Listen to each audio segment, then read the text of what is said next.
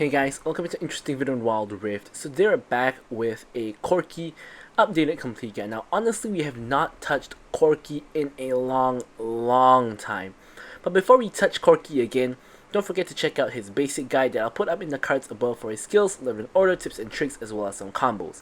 But yeah, the main reason why we haven't touched Corki in a long time is because when we got to the last patch before 5.0, like when we got to like 4.4 and like even 4.3, there was a rise of a lot of AP builds on ADC. So things like AP Kai'Sa was very popular, AP Varus was popular as well, AP Twitch was also a thing, and there were a lot of like other AP options other than Corki. Corki used to be like the main AP option if your team is lacking AP, but it came to a point where there were so many other AP options that you didn't really have to go Corki anymore. And Corki, in my opinion, is slightly better as a mid laner than an ADC, unless you have like, you know, champions to combo with Corki, like Corki Leona is one of the classic Corki combos.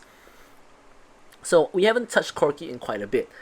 But you know, lately, you know, I've just got an itch to play Corki, so in this game that you'll see later, we didn't have magic damage, so I was like, alright, it's time for Corki. Anyways, regardless, before we talk about that, let's jump into the build. So first off, first item we're going to start off with is Mana Mune, and you want to rush this first because you want to get it stacking as quickly as possible. Of course, this gives you mana, ability haste, and of course it's going to give you extra damage on your abilities as well as your auto attacks, which is just a really high value item for the cost. Then we're going to go for Gluttonous Greaves. So common mistake made by Corki players is going for Lucidity Boots. You don't need Lucidity Boots. Gluttonous Greaves is way more helpful because you do mixed damage. So you're going to be able to heal off both your magic damage as well as your physical damage. And later on even your true damage from your Riftmaker. Then you go for Triforce. So Triforce gives you a little bit of health, of course a lot of ability haste, a little bit of attack speed, and a little bit of AD. But the main point you're getting Triforce is of course for the Spellblade passive, because Corki has 6 charges of his ultimate. So when you spam your ultimate and auto attack in between, it's going to help you prompt your Spellblade very often, and this is of course going to help you DPS a lot more, and also the health really good in terms of making yourself just that little bit more tanky. Speaking of which, we also have Riftmaker that gives a little bit of HP. And of course this one gives you AP, Magic Pen, Ability Haste. Important part here is the 2 passives. Firstly is the 12% Omnivam, again very helpful for Corki to heal up with his mixed damage. And secondly is the Void Corruption passive. So of course after 3 seconds in combat you're going to start dealing additional true damage, which is very helpful in terms of your damage output and just really good in general. And then we start going into safety too. So generally this is where you want to get Crown. So Crown of course is going to give you AP, Magic Pen, again mana. Mana of course is going to help you with the Mana Mune because it's going to give you more damage on Mana Mune and Ability Haste. So you can see it's a lot of Ability Haste, so you really don't need Ability Haste boots. And of course you get the Safeguard passive shield, and of course that is going to be, the cooldown is going to be lowered when you deal AP damage. And Corki does AP damage of course with his basic attacks and his abilities as well, so really easy to get Crown back off cooldown. And for the last item, you have 2 options. Now, your first option is to go for anti-heal. Now, anti-heal, you want to go for Kempang Chainsword. This gives you health, AD, ability haste, as well as applying Grievous Wounds. Now, a very common mistake that, honestly, I'm not sure why. I even see some of the top Corki players go for this, is they like to go for Maul Reminder. Now, Maul Reminder, if you guys notice here, it has inferior stats to Kempang Chainsword. So, Kempang Chainsword has health, AD, and ability haste, and Maul Reminder basically has less AD. Of course it doesn't have ability haste, doesn't have health, but it gives you crit rate and armor penetration. Now crit is alright, but you don't have any other crit in your build, so this doesn't really help that much. And in terms of the armor pen, it doesn't actually help Corki, because you have to realize that Corki does 80% magic damage and 20% physical damage. So the armor pen doesn't work on your 80% magic damage, so it's not helpful at all. So you want to go for Grievous Wounds, go for Kempang Chainsword.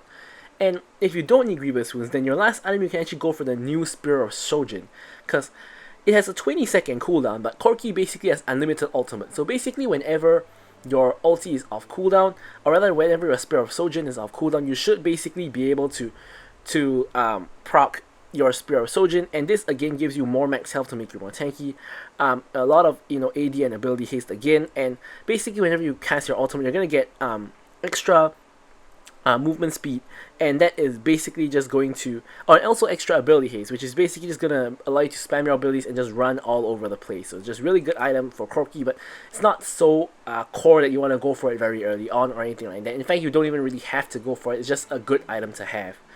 So for the runes, you want to go for Conquer. Your other option other than Conquer is actually to go for First Strike. But I think at the end of the day, Conquer is a lot more consistent than First Strike. Because First Strike, you do a lot of burst damage at the beginning, which is great. But Conquer in longer fights is going to be a lot more helpful.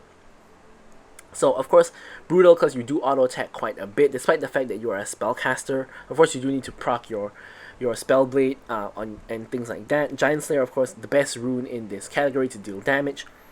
We of course have Legend Alacrity. Now I say of course, but it's not really that obvious. I used to take Omnivamp here with Bloodline, but I noticed that because Corki actually does auto attack a lot in between casting his abilities to proc Triforce, Alacrity here is actually very useful to just get out attacks faster, and yeah, I just found it to be very helpful. And finally, we have the Bone Plating, which is of course going to help you in lane as well as in the later stages of the game. And finally, for the spells, we have Flash, and we normally go for Exhaust. So Exhaust really helpful, of course, in terms of when you jump in with the package. You can, of course, exhaust someone, or if people get close to you, you can exhaust them. So really helpful over there. So with all that out of the way, let's jump into talking about our gameplay. Alright, so welcome to the gameplay section of the video. Now, as usual, of course, don't forget to like, comment, and subscribe. Any questions, queries, remarks, feel free to leave them in the comments below. I'll of course be sure to address them. But with all that said, let's now jump into the gameplay. Now, pretty straightforward when you want to pick Corki. Generally, I only pick Corki, at least in the ADC position, whenever there is no AP on my team and I need an AP champ. So in this case, we have a full AD team except Nami, but Nami of course is a support, doesn't really deal a lot of significant AP damage, so I'm here to do that AP damage. Now if you're playing Corki in mid, you can pretty much pick him any match, honestly. I think he's a pretty decent mid lane champion, not like top tier, but you know, pretty decent. And personally, when I get autofill mid, I pick Corki very often because Corki is a champ that I am good at, whereas a lot of other mid lane mages and stuff, not champions that I'm very good at. So of course I want to stick to what I'm comfortable with, which is Corki. And of course he's also just a very good mage-ish kind of champion in general. He does cast a lot of spells, although he's sort of like a cross between the mage and the ADC, a little bit like Lucian, where you have to attack in between your spells, but you are relying mainly on your spells to do damage and not really your auto attacks. So here we're against a Jhin and a Senna, and normally Corki can sort of try to bully people in lane because he has a lot of poke with his ulti as well as with his Q before you get your ulti. However, in this case, Senna has has really long range. The only person with longer range base range than Senna is actually Caitlyn, because Senna has the same range as Ashe. So really difficult to bully Senna, and because of the simple fact that Senna exists, you know, Jhin is basically kind of covered, because if we can't really step up to poke the Jhin, because Senna is going to poke us back. So we don't really win the trades like that because we're against a double ADC. So we don't really want to play too aggressively here. You can see we're happy to get shoved in. We're happy to just farm minions over here. Here we try to get a quick trade onto Senna, but unfortunately we walk past the minions, which allows Senna to pick up a root on us. We do get a decent trade though. We trade about even with Senna, but we do take a first shot from Jhin, so we do take quite a bit of damage here, but overall I think we still traded evenly with the Senna and the Jhin. Of course we can try to land a little bit of these kind of pokes with our Q as well. And yeah, the wave is towards our side, so we're managing the wave very well. We're not really allowing it to crash, and the wave is kind of just stuck outside our tower, which makes it very dangerous for the enemy team. Okay, we can see Xin Zhao ganking mid, and we can see Hecarim actually on the top side. So honestly, if Hecarim wanted to move now would be a pretty good time. I used the Valkyrie to actually dodge the Jhin root. However, Nami does get rooted as a result, but overall we're still fine. Now Hecarim kind of gets spotted by the Jhin trap. So he's kind of spotted, and I have no mana. So I'm actually pinging Hecarim that I don't have mana. So I don't want him to go in, because if he goes in, there's nothing much I can really do other than just try to walk up and auto attack, which is not the most effective way to deal damage as a Corki. So you can see Corki really does have pretty huge mana problems. If you don't go for Mana Mune, like for example, sometimes in crit build you don't go for Mana Mune, this could be pretty problematic, because it is going to really hurt you in terms of your mana consumption. Whereas if you have Mana Mune, you face mana problems a lot less. Now you can still run out of mana even with the mana mune, and that does happen really often if you don't ration your mana properly. But without the mana mune, you can only imagine how drastic it is gonna be. So here again, we are keeping the wave stuck outside our tower, so we're only last hitting, we're not shoving out the wave, not building a slow push, nothing like that. Just keeping the wave here in a very beautiful spot. Now the minions are completely even, so they're gonna pretty much stay here unless Jin manages to crash the wave, which he is, looks like he is trying to, but in order to do that, he's gonna have to take quite a bit of damage from us. Senna lands a pretty nice root, but we are safe under tower. We do get hit by a piercing darkness from Senna. Jin finally manages to crash the wave. We can see Xin Zhao actually on the rotation up here. Hecarim is actually here to cover as well, so it looks like a fight's gonna happen sooner or later. Nice catch. Alright, actually no nice catch. That was not a catch onto Senna, but nice wave now. Catches out the enemy bot lane. We flash on top of Senna's head to finish the kill on her. However, Xin Zhao, as I mentioned, is in the area, does knock me out, and actually waits out the exhaust before popping his W. Very nice patient play by Xin Zhao. So he gets the kill onto me, which he definitely does deserve it. Like with that hold on the W, does manage to finish off the kill on me, whereas I couldn't really wait to exhaust him any later. If not, I would have died anyway. So not much I could have done there. A little bit too far up. And now Hecarim is going in on the Jin, who is now finds himself in no man's land, does end up just dying for free, and Xin Zhao manages to trade the kill. I'm going in with the package, but I don't quite reach the Xin Zhao. I run into a Senna root, so I'm going to have to back off a little bit. Xin Zhao barely manages to finish the kill on Samira, and I'm going to barely manage to finish off the kill on Xin Zhao before the Senna ulti shield comes in, and it just becomes a very messy, very scrappy kind of fight. So now that we're in mid lane, I think the best use of my time is to push in the mid lane and to maybe get a plate or two. So here we got the mid lane wave pushed in, we're going for our plate, and we do actually get the plate, and now we're going for a second plate, and it's just Orianna here. So we take the Orianna first round, we get the 2 plates, 300 gold in the pocket, that's like basically more than a kill. And now we're rotating back up to top lane since Samira didn't rotate top, she actually just came back mid. Samira actually could have rotated top, and I could have actually stayed mid, because it would have been a little bit more smooth that way, but since she doesn't go top, I'm going to go back to top, and now just start farming here. So we also picked up like the shutdown on Xin Zhao, who is kind of running rampant. Xin Zhao is actually a really strong jungler now. Nami goes in with the wave, into the bubble. Jin exhausts me, but he's gonna die anyway. Or I should say Senna exhausts me, and now Senna's the one getting run down. We have a full stack conquer. Nami manages to finish up the kill.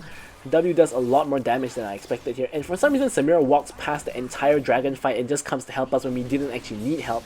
Hecarim dies, and Xin Zhao gets a free dragon. Now Samira is going in, but I don't really want this fight because Xin Zhao is really scary. I don't want any part of it. I was trying to back here, and I decided to cancel my back, pick up the fruit instead, and then go ahead and back again, I guess, because I can't really push the tower with Xin Zhao nearby, because I'll be too overextended and I'll just die to him. So we back, we pick up our boots together with a Sheen. Of course, we kind of need to wait for a Mana Mune evolution or a Triforce completion to really start doing significant damage. So Corki is not really the strongest in the early game. I wouldn't say he's weak, so go so far as to say he's weak, but he's definitely not strong, he's just alright. So here, Nami goes in onto Jin again. We're trying to run him down. He's taking quite a bit of damage, and I'm trying to snipe him out with the big one. I actually hit him, but he doesn't quite die. Hecarim goes in, gets both of the kills. I try to flash forward to finish the kills, but Hecarim gets them anyway.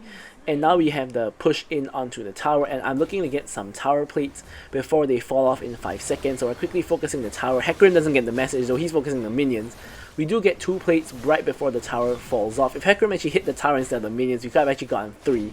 But regardless, we do manage to finish off the entire tower. Orianna somehow manages to miss the shockwave onto all 3 of us. And here I'm pinging retreat because I know that Jin and Senna are actually coming back. So I didn't want to fight this. Hecarim goes in really deep, and as I expected, Jin and Senna have just come out of base off of their revive. And yeah, we don't really want to tussle with them right next to their tower. So here I'm going to back. I'm going to continue building towards my Triforce, and package is up and available, but there's no fight, no team fight that's going to happen here. because there are no objectives up. So I haven't played a Corki video in a long time, so I'm just going to say this again, which is, remember that even though your package is off cooldown, you don't want to pick it up whenever it's off cooldown, because if you use it in lane, it's not really that worth it. It's a lot more worth it to use it in a team fight. So generally you want to wait for objectives, then you use your package, like what I did just now. But of course I didn't exactly use it at the objective. I kind of more so used it to try to catch the Xin Zhao, which kind of didn't really work, but it kind of worked because I did get the kill on him eventually. So regardless, we're just going to stay here and continue pushing out waves and wait for like the next fight. Now here something interesting kind of happens. So here we push out the wave and I'm going to counter jungle. So here we see Xin Zhao bot, we see Orianna bot, and we see Jin bot now, and we can see Garen bot as well. So the only person we can't see is Senna.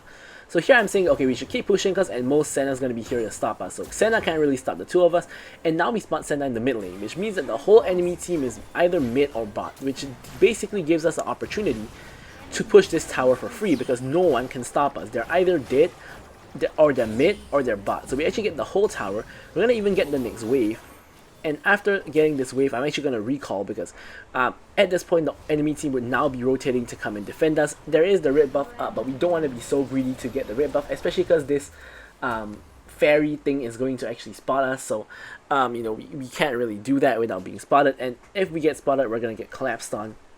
Now Hecarim has been going to collect waves, and it's really kind of annoying because I wanted that wave, so instead I'm just going to go farm the jungle instead, because there isn't really a way for me to farm.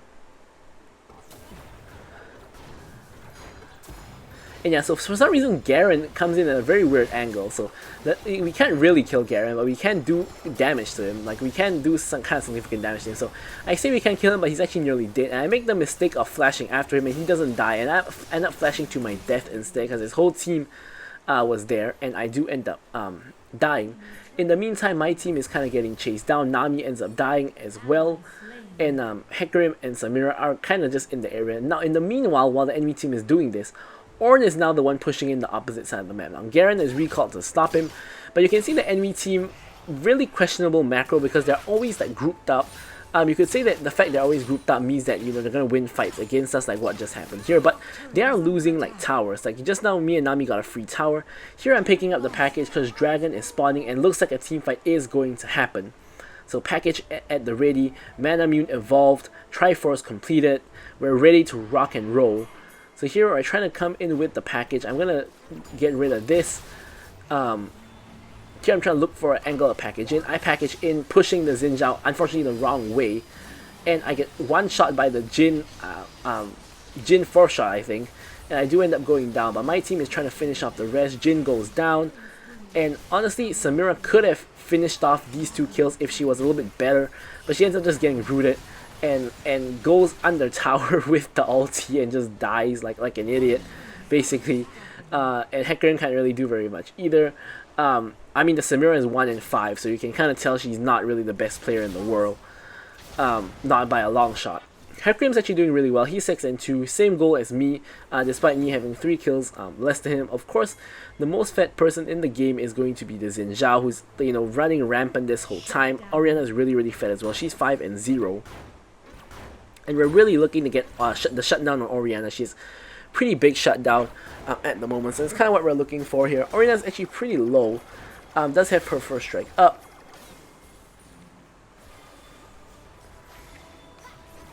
And we saw Garen coming and cut us off, so we're going to have to back off just a little bit. So we don't get caught out by a Garen silence and just one shot by Orianna. Here, we suspect that they might be on Baron, so Nami actually ults to check Baron, and they're actually not on it. Only Hecarim is dead, so they don't feel safe enough. Garen again in our jungle. So we're just trying to push him off the jungle, and Xin Zhao comes into our jungle, gets the frozen plant on me. I'm going to exhaust him immediately. I'm not taking too much damage because of the exhaust, and we're able to finish him off. Now here I didn't want to walk through the Jin trap, and I ended up walking into the wall just to land a ulti. So I'm going to actually just flash to get into range to actually DPS. I'm pretty low, trying to get the shutdown on Orianna. Unfortunately, Hecarim gets the shutdown instead, which is pretty unfortunate for me. But at least Hecarim is someone who's fed. At least it was not the Samira who got the shutdown or something like that. So honestly, my whole team is kind of doing fine, except Samira, who is kind of feeding. Senna tries to stop us. She's the only member left alive. Gets bubbled and one shot for her trouble, and we're going to be able to get Baron. Now I say that, but We're actually all really low. I don't know why Ornn is leaving. Ornn should be the one tanking the Baron, but I have to leave because I'm gonna die to the Baron if I don't. And we are able to pick up the Baron. I pick up some fruit just for good measure.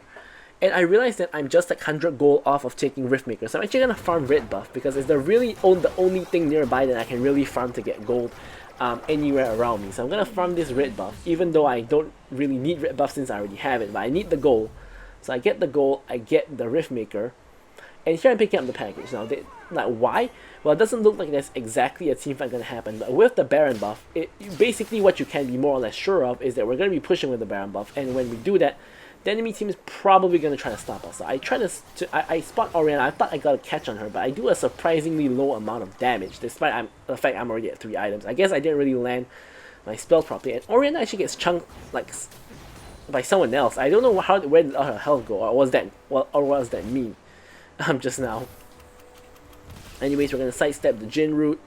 The Hecarim is 1v1ing the Xin Zhao, although Orianna comes to help, so Hecarim is basically dead. We're trying to get things done while that's happening. We kill Jin and we get the mid lane turret, so we are able to kind of trade turret and Jin for Hecarim. Not too bad. Now, unfortunately, our minion wave is kind of running out, so we are having a little bit of difficulty pushing down this tower because Orianna is really fed. So what we're going to do instead is rotate to help Ornn. We're going to go for the tower first. We get the tower, and now we're trying to blast down the Garen. Garen is popping the W. He's really tanky. Xin Zhao tries to come in, but I'm doing a lot of damage now, and I pop the exhaust to save my team as well. Boom, a huge big one into the enemy bot lane. Jin nearly dies. Or Jin actually does die. Yeah, so now with the Baron minions, we're going to be able to pick up this bot lane inhib. So we do get the inhib, and it's time to leave because there's nothing else we can really do here. So, yeah, Samira's just going to pick up the wave and stuff. In the meantime, I've been spotted, but I don't quite care. I'm going to destroy the vision here first, and then I'm going to go for the counter jungle. Now, I know the enemy team can see me doing this, which is why I'm kiting it away. In the worst case scenario, I can just hop over this wall with the Valkyrie, and I will be good to go. Garen comes to try to stop me, but he's a little bit too late. So we do get the blue buff, we get the Skull Crab as well. And now Dragon is 20 seconds from spawning. Of course, we don't have the package up this time because we just used it for the Baron push. So now we're going to start building towards our crown, which is of course going to be a really helpful item. Just in general to prevent getting hit by things like Senna roots, Jin roots, even Orianna Ball could be a problem in the later parts of the game. Maybe a Garen Silence or something like that. Really good safety tool. Speaking of Garen, he's kind of getting caught out. Despite the fact that he's tanky, he's taking way too much damage, so he ends up dying eventually. I jump forward. Nami finishes the kill onto the Jin. Xin Zhao tries to jump back in. I'm able to get him as well. I flash forward to finish off the Senna who exhausts me. I wait for exhaust to expire, and then I'm going in on the Orianna who just uses her spells onto the Ornn, and I actually pick up a Quadra.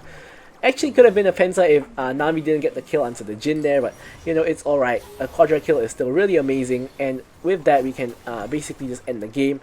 Whole enemy team is looking at a grey screen, and with the help of the Ornn as well as the Nami, we can start smacking the base and basically finish off the game. So I'm going to leave you guys with the stats as usual. Thank you guys so much for watching the video, and goodbye. Victory!